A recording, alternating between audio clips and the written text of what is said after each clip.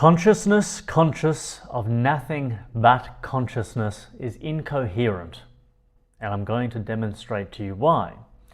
What are you conscious of right now? Are you conscious now? And then I ask, of what? What are you conscious of? Are you seeing right now? And if you're seeing, what are you seeing? Are you seeing just seeing itself? Can you even see seeing itself, or do you have to see particular things? What are you hearing right now? Are you hearing? And if you're hearing something, what are you hearing? Can you hear hearing itself? Are you feeling? What are you feeling? Can you feel feeling itself? No. The answer to all those questions.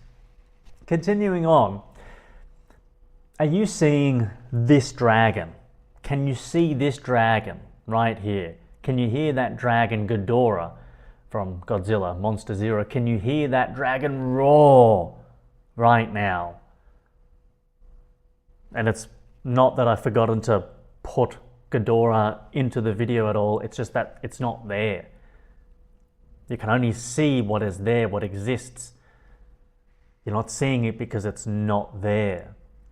You're not hearing it because it's not making a sound that you can hear. You can only hear what actually exists and is making a sound. Can you feel your tail? No, you don't have a tail unless you're a reptilian watching this. You can only feel what there is to feel. You can only be conscious of what exists. You cannot be conscious of nothing. Of that which does not exist, you cannot be conscious of. And you can only be conscious of what you have a means to be connected to be conscious of. For instance, are you conscious right now of what color my floor is? Do you know what my floor looks like? Is it wood? Is it carpet? Is it tiles? What color are they? What color is it? You don't know. You can only be conscious of what you have direct access to. You need a means. You cannot be conscious of consciousness by itself. That's not what you are. You are not just consciousness conscious of consciousness. That's like saying you are smelling, which is smelling smellingness. It's incoherent. It's like saying you are seeing seeing. No, okay, so what are you seeing? No, I'm not seeing anything. I'm just seeing seeingness. What are you hearing? I'm just hearing hearingness. No, that's not how things work. Consciousness requires an object to be conscious of. Someone conscious of something. It's a relationship. So this video is general facts about consciousness, and I'll be sharing some analogies, not going too deep on any particular topic. I realized my series on consciousness needs to be bigger, and I need to break this up into smaller chunks because it's a much bigger discussion and topic than I initially thought. And I think most people think, they just think, oh yeah, I'm just conscious. Just take it ostensively. Say, what is consciousness? Oh, I don't know. Even lots of the biggest experts and scientists studying this, like how many of them really have a good answer for what consciousness is? Not many. And if they do have good answers, it's only a little piece of the puzzle. There's so much to it. Really, there's a lot. And so I'm a man standing in the position of the primacy of existence, not the primacy of consciousness. So this is a philosophical position. And I made a video recently about intrinsicism and subjectivism. Those types of people are a primacy of consciousness type. Subjectivism is the primacy of their consciousness. Intrinsicism is the primacy of other people's consciousness. Even if they do believe it is existence or law external to them, which is the authority dictating how things are, it's because they've heard that theory stated by someone else and they're putting that person's consciousness above their own, rather than looking at actual existence and objectively judging the facts as they are without any bias, without any wishful thinking or hope or faith, just an objective investigation, like what's actually happening here? How can we figure this out? So the primacy of existence means that you cannot start with consciousness. So that destroys all religions. All religions automatically get obliterated because they are nonsensical, impossible. Even if you have a God, and let's say it's sitting in a void, because people always ask, well, how did reality get here? Who created the world? Who created the universe? What's responsible for life on earth? Who made everything? God did it. Let's say you've got God, and he is just this personality conscious of consciousness, conscious of himself. How is he going to build a tree? Just a tree, this plant.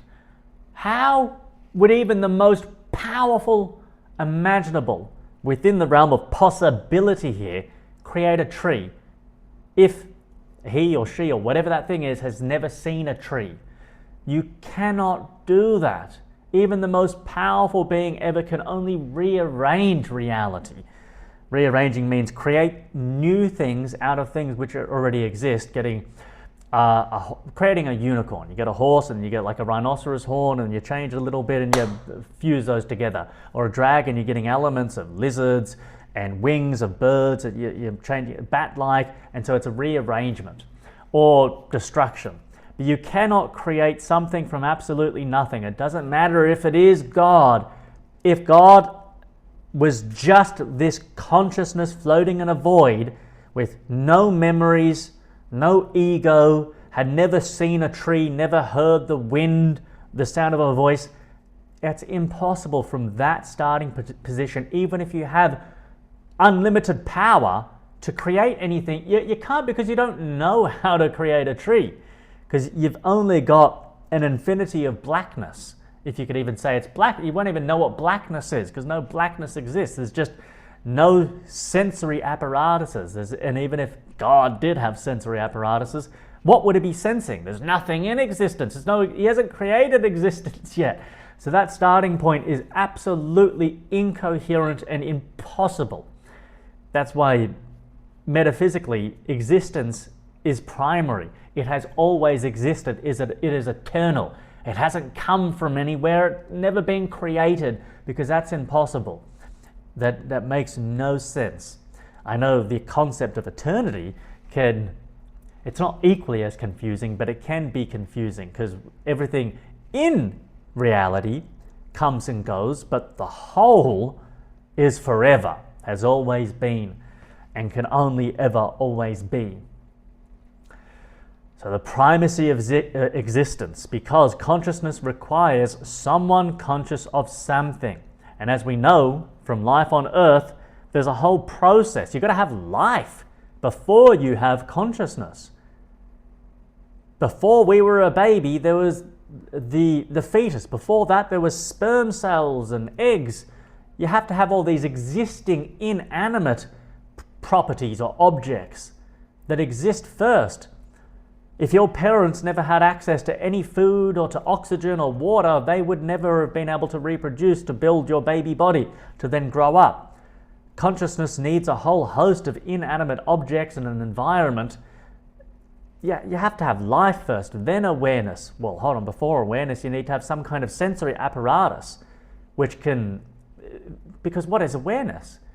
One of my updated definitions at the moment is that awareness is the experiential interaction of bodily sensation received from reality and registered by a living organism.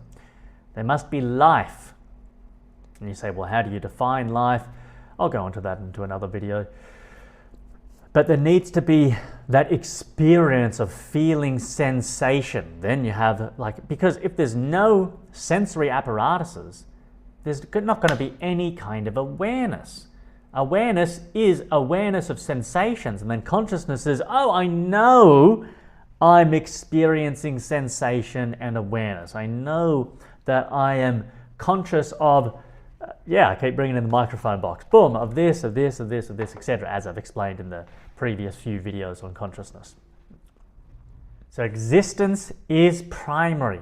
It comes first. Consciousness is always secondary or tertiary. It doesn't matter the position, it's just after existence.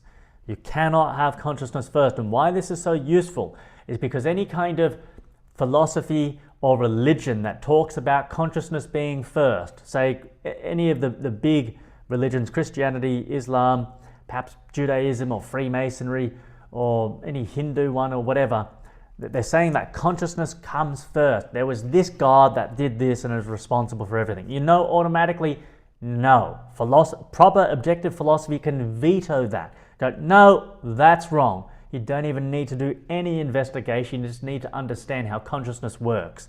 That it's a relationship between someone, a subject, conscious of something. You need to be conscious of something. I'm conscious I'm looking at my hand. I'm conscious that I'm thinking about looking at my hand inside my own mind. I'm conscious that I'm remembering waking up this morning. I'm conscious that I'm visualizing eating my next meal in the future. I'm conscious of the feeling of the current level of satiation in my stomach. Now, I'm not hungry. I'm not too full. You've got to be conscious of something. You can't just be conscious of consciousness itself.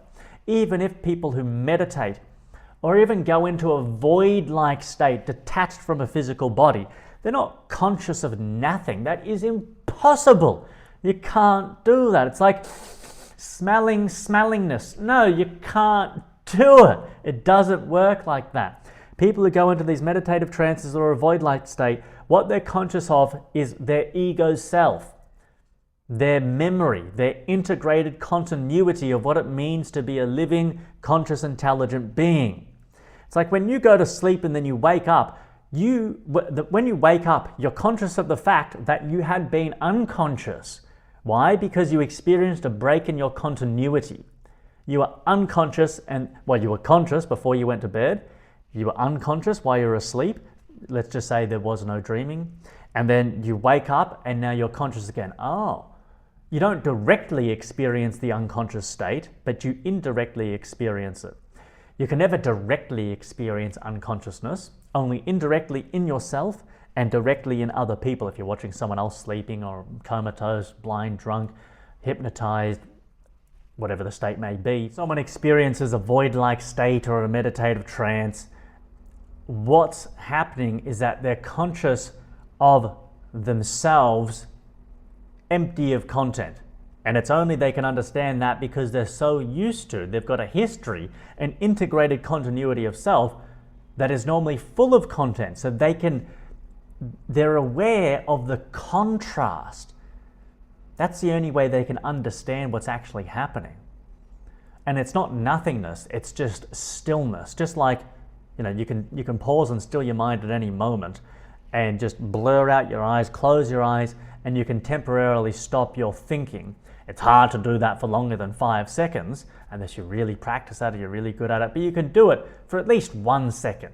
1 second to 5 seconds, just block out any thoughts or feelings and yes, you're still conscious of that integrated being which is you.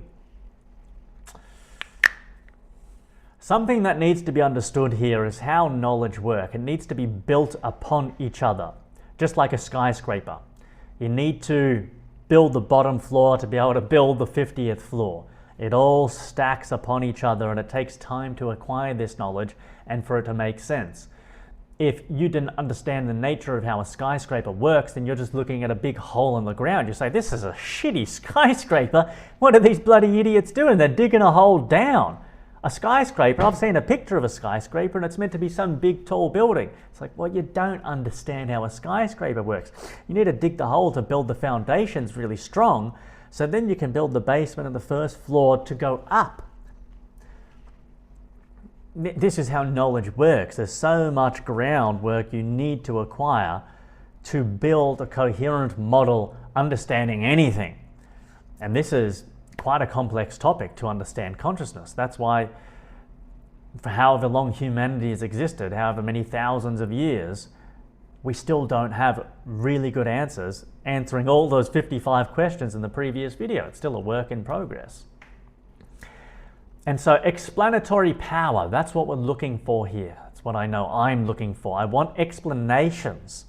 So then you can make predictions, you can understand, not just, I saw this one panpsychist and he said, I know everything about consciousness that there already is to know because I live it. Galen, you have very strong views about the nature of consciousness, and as a panpsychist, that consciousness is part of the fundamental nature of real physicalism, which is of your arguments and a strong conclusion. I want to try to roll that back to the beginning, because as you comment the world, what are the observations or data points or information that you are using in order to analyze what it is and be able to make your argument? So looking at what are the relevant things about the world that you need to begin to structure your concept of consciousness?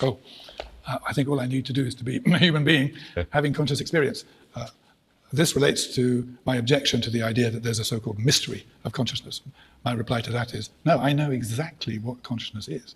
There is no mystery at all. I not only know what the human as a form or flavor of consciousness is, I also have a completely general conception of what it is. And I think I can illustrate that by think about young children when they listen to a story. They are able, and you tell them about some alien creatures or some magical creatures who have experiences that they can't even imagine.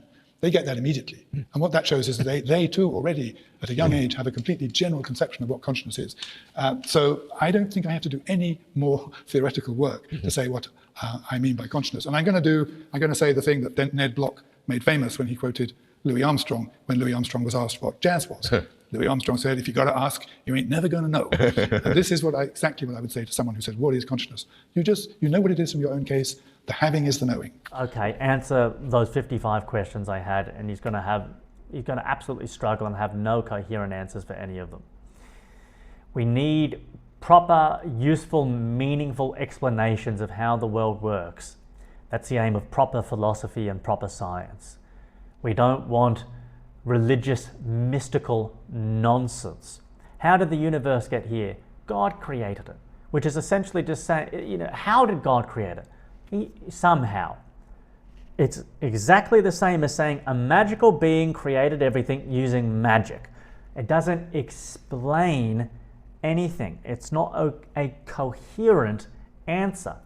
It complicates the situation unnecessarily based upon no evidence whatsoever, grounded in nothing real.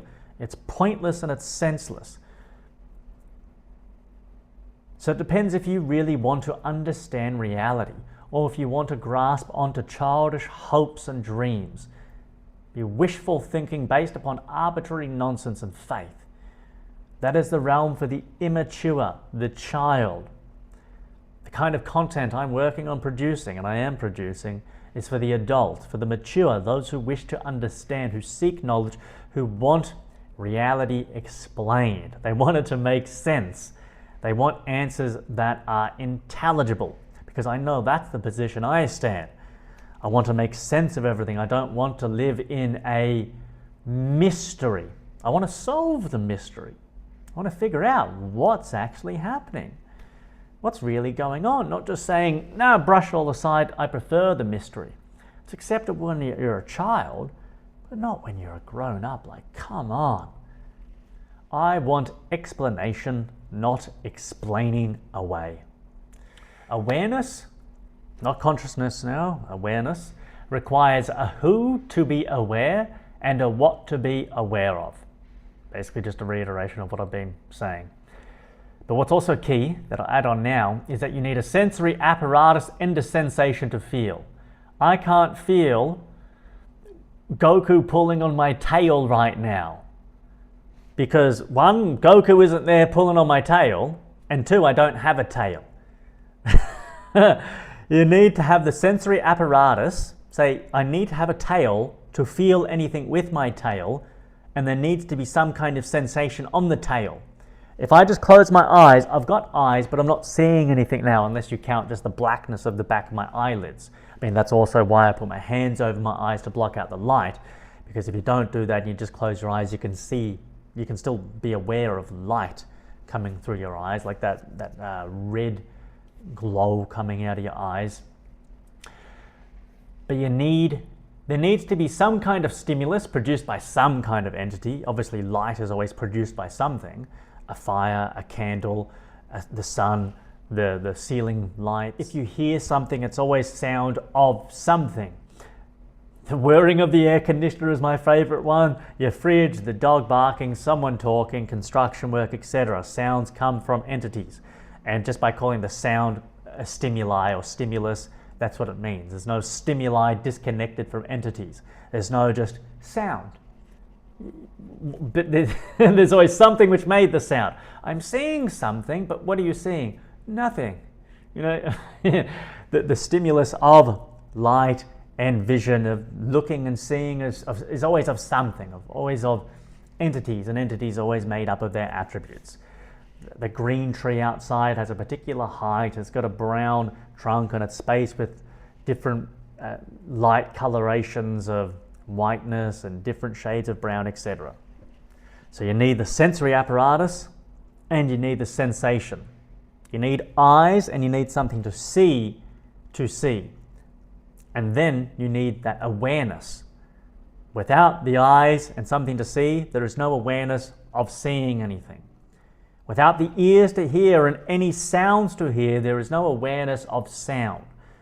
I don't have any awareness of the Wi-Fi or my tail or my wings or of X-rays or gamma rays, because I don't have the sensory apparatus to experience those things. Sure, they may exist, maybe not the wings and the tail, but the X-rays and the Wi-Fi, that is a stimulus out there, but I don't have the sensory apparatus to pick that up. I could grab some kind of device that goes beep, beep, beep, beep, beep, and can detect that, but I can't do it just in of myself.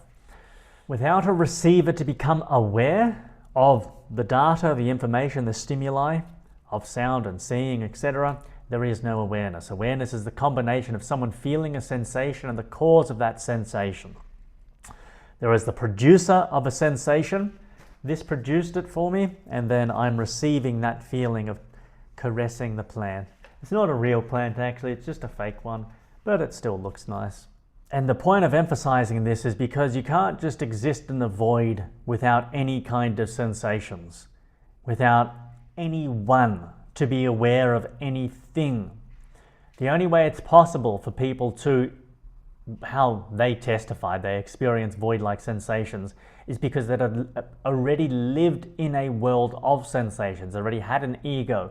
Even if they were 5 years old, they still have experience of this world, because I've listened to testimonies of people who were quite young, maybe not 5 but 10, and they experience void-like states. They have some kind of accident, they're hit in the head with a basketball, maybe not a basketball, but a baseball knocks them out. They go into a void-like state and they say they see nothing, they hear nothing, but they're still conscious and they've got feelings. So they're still conscious of themselves there. So they didn't go there empty-handed with nothing. That's impossible. They went there with themselves, their ego, their integrated, continuous identity that was built or started or was from this world. Something happened to their body here. They've gone into a void-like state, or they've deliberately sat there and meditated and had some kind of mystical experience. Well, I wouldn't call it mystical actually, because it sounds like it is a real experience, some void-like state where they're detached and they're not seeing anything, they're not hearing anything. That can be real, but the way it works is it can only work because the ego is still there. They are still there. There is still a someone conscious of something. That's the only way you can have someone conscious of something without any external sensations. It's because all those external sensations are now stored in memory, right? You need that memory for an ego to form. It's like the complex pattern of what an ego is. It needs an ego for any kind of consciousness to emerge from. Otherwise, it just makes no sense whatsoever. And so that's how you integrate and you make sense out of those experiences of being in a void, because it's not just no one experiencing nothing. That's incoherent. It's someone who has a past, who has experienced all the world of sensations here, has built an ego, has a consciousness, and then they go into a void-like state, and now they are conscious of their mind. It's the same thing. You can do it even in this world. Just close your eyes, lie down, sit there, block out all noise, all seeing. I mean, you can't completely block out all sensations because you still feel your body and everything. But it's close enough. I hope this makes sense and you understand where I'm going with this. If not, well, we'll have to keep listening because this is still just scraping the surface of what consciousness is. Consciousness is the self-recognition of agency, the reflective awareness of being a center of action within an intelligible world. It arises when awareness, memory, and desire integrate around a stable ego capable of directing focus. Consciousness is the awareness of the ego's existence as a conceptual entity. It emerges from but is not reducible to the physical, meaning if you were to cut out my brain, part of someone's brain, you can't know my story, my internal story I've narrated to myself over the course of my 30 plus years of life. You can't reduce conscious experience down to the physical. For instance, like you can reduce food. A piece of steak, you can break that down into chemistry, like biology to chemistry, perhaps even to atoms. I mean, the whole atomic theory is a little bit dubious, but that requires a lot more research to understand if these people are actually spouting truth or if it's just all made up because whoever has actually directly observed an atom, no one that I know of. But I'm not saying anything definitive about that. Let's just say theoretically atoms exist. You could look at a piece of steak and you could know how it's made, and theoretically everything about that piece of steak, slab of meat, just from looking at that. But if you get that with our brain and you cut it all apart, you can't know what it was like for me to live as me and all my memories and all my feelings, etc. You can't reduce consciousness down or the mind down to physical properties. It's the whirlpool and the ocean. It's made of the same stuff, but it's not identical. And even with consciousness, that analogy isn't even good enough. That's not even a good enough analogy there. The reason it's not good enough is because the whirlpool is still made out of the water. Sure, it's a different pattern, and it's not identical. It's made out of the same water, but it's still fundamentally water. Whereas the mind and consciousness is not fundamentally flesh and bone.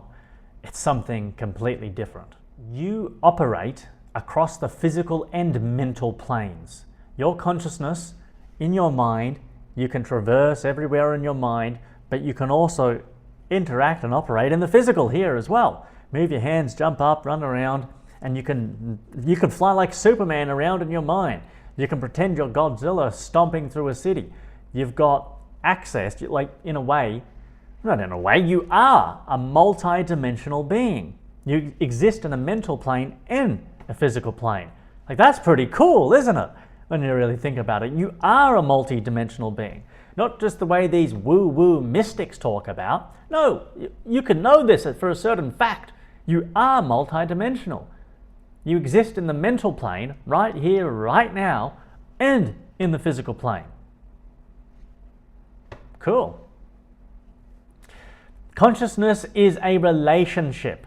It's an interaction between the subject and the object. So what exactly I'm still trying to figure out is, because, for instance, I'm just going to read out a host of stuff and then clarify after it. Is consciousness an ability, a process, a continuity, an identification, a relationship, an interaction, an action, an emergence, a state, a position, a faculty, a function? There's a lot there, and they're all different. So I think consciousness is a state. It is something which emerges from physical substrates. But is it an action? No, I don't think so. I'll elaborate on a future video. Is it an interaction? Well, I'd say yes to that point. Is it a relationship? Well, yes, it's also a relationship as well. Is it an identification? No, I'd say no. Consciousness is not an identification. Your ego, you identify with things. I identify with liking this white shirt. That's why I wear it all the time. I identify with eating meat, liking duck eggs. I identify, there's a whole host of things that you identify with, but is consciousness itself an identification? Does it identify? No. Just like my hand doesn't it's not an identification itself, and it doesn't identify with anything itself. No, my ego. I do that, not my consciousness. Is it a continuity? Well, is your consciousness the continuity, or are you the continuity? And I say you are the continuity. Your ego is.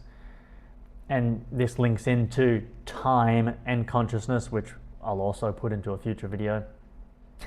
Exactly, future video. In essence, that's what it means to be conscious. If you don't understand the concept of the future, there isn't what I would call consciousness qua man. There's no human level consciousness without the conceptual grasp of future. That is critical to proper consciousness. To be elaborated. Is it a process? No, I don't think consciousness is a process. No, that's what the brain does. The brain has processes. Is it an ability to be conscious? No, I don't think that's an ability. Just like long jumping or high jumping or coding with JavaScript, they're abilities that you have. Lifting 100 kilo bench press, that's an ability. Consciousness is a precondition to do any of those things. It's a state which is a requirement for any other kind of intentional, purposeful action to take place. It's not an ability you have. This links into probably a future video as well, talking more about it, how it's not an action, it's not an activity. I'll get into more depth later. Consciousness is the integrated awareness of existence, retaining the unity of self across time. Ego is the identity that experiences itself as the continuous subject of consciousness and the source of volition. Oh, I should have put this in time. I'm reading an outline now. This should have gone into the time category. The relationship of consciousness is between the physical body, the conceptual ego, your mind, and the world. So my body, the world, everything which is not my body, and my mind. You could say there's three different domains there. Physical body, mental body, physical world. Consciousness is not an end in of itself. Consciousness without a purpose is pointless, just like having a whole stack of cash, of money, and not ever spending it. That's pointless. What's the point of that? Being a bodybuilder, or having even a great body, and getting nothing out of it, never using it, that's pointless. A relationship with friends or family or lovers, that's not an end in of itself. You don't get into a relationship to say, I have a relationship. You don't build a great body just to say, I have a great body. You don't have consciousness just to say, I'm conscious. I don't have a whole stack of money just to have a whole stack of money. It's pointless. There needs to be a purpose behind that. You have the money, so then you can buy what you want, and that makes you happy. Hopefully it makes you happy, and if it doesn't make you happy, then go buy a course on how to be happy. You build a great body so you can feel that sensation of pride, and you can experience its practical usefulness, and then feel happy and satisfied that you can move around and play the games or perform the activities that you want to perform. So you're healthy. That's the purpose. You have a relationship so you can experience love and connection and joy and fun and conversation. That's the purpose. It's not just a relationship and then that's it. It's a means to an end. Consciousness is a means to an end as well, of happiness, of experiencing the values that you want to experience. Whenever you're conscious of something, you're unconscious of something else. Whatever's in your conscious focus right now, there's something else that's outside of your consciousness. You can never be conscious of everything all at once. That's not possible. You can be, as I've said, you can be aware of so much, but you can only be conscious of so much at a time. Meaning, you can be aware of a whole lot more than you can be conscious of. An analogy to think of consciousness is, it's like the screen on your computer. Everything that's in your current awareness. Your subconscious is all the different files and documents that you have that are not currently on the screen. And the unconscious is where all the operating system files and the things that you don't even want to touch or look at, you don't even know that are actually there. That's a loose analogy for how conscious, subconscious, unconscious works, just analogizing it with a computer. Wherever your point of attention is focused is what you're conscious of, and it's where you are. Obviously, yes, you are in that physical space, but the conscious frame of you is wherever the object you are conscious of is at that time. If you're driving the car, sure, your body is there, but you know how often you will drift and you'll be thinking of something. That's where you actually are. You're in that moment. Well, actually, you're in two places at once. You're physically there driving the car, but you're also thinking in your mind about a particular thing. That's also quite cool. It's like you're multidimensional and you can be present in both places at once. But obviously, the more split you are, the less focus you have. It's better to be entirely focused right here, right now in the physical, or if you're sitting down there thinking, not driving, to be entirely focused in on your mind. That's the best way you get things done. Not so great, and I'm sure you understand this from your first person experience. Future videos about consciousness that I'm working on currently is I want to talk more about how it's a state, not an activity or an action. So really understanding what consciousness is. The reason why I haven't made this and put that into my first video is because as I'm making these videos, I'm learning and I'm updating. And so perhaps things in the past I may have said that are incorrect, but I'll always do my best to apologize and to update and to correct any mistakes that I make. And I also want to talk more about how consciousness works through time. That'll be coming in the future. I want to really talk about the omnipresent factors of consciousness. I think that's crucial to understand as well. I want to highlight how it's not a metaphysical axiom, that it's an epistemic axiom. Very important to understand the difference. And I also want to talk about how free will is involved with consciousness, how our consciousness differs to that of animals and children, the ontogeny of it. And that's, perhaps from your point of view, it doesn't sound like much, but from my point of view, oh my goodness, it's so much. And it can feel overwhelming at times. Holy crap, there's such massive questions here, and I want to get it right. And I want to get it right now. I'm impatient, I want to get it right now. But I have to back off, slow down. These aren't simple things, these are huge questions, and they take time to really unravel. It takes a lot of knowledge, a lot of study, and I'm very thankful that there's a lot of other good people out there studying this phenomenon and putting all their expertise and their theories out there, whether it's right or wrong. We need something to work with. And I find ChatGPT is a very useful tool because I can input different information from different theories, or it already knows the different theories from different people's perspectives on consciousness. And then I can throw in my perspectives, my information, and say, challenge it. How do my ideas align with everyone else's? Who would agree, who would disagree with what I'm saying, and why?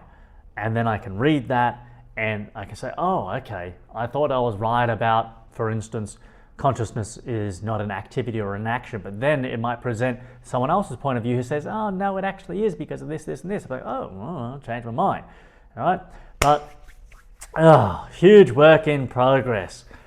Hope you got value out of this video and are looking forward to having the other mysteries of consciousness revealed coming in the future.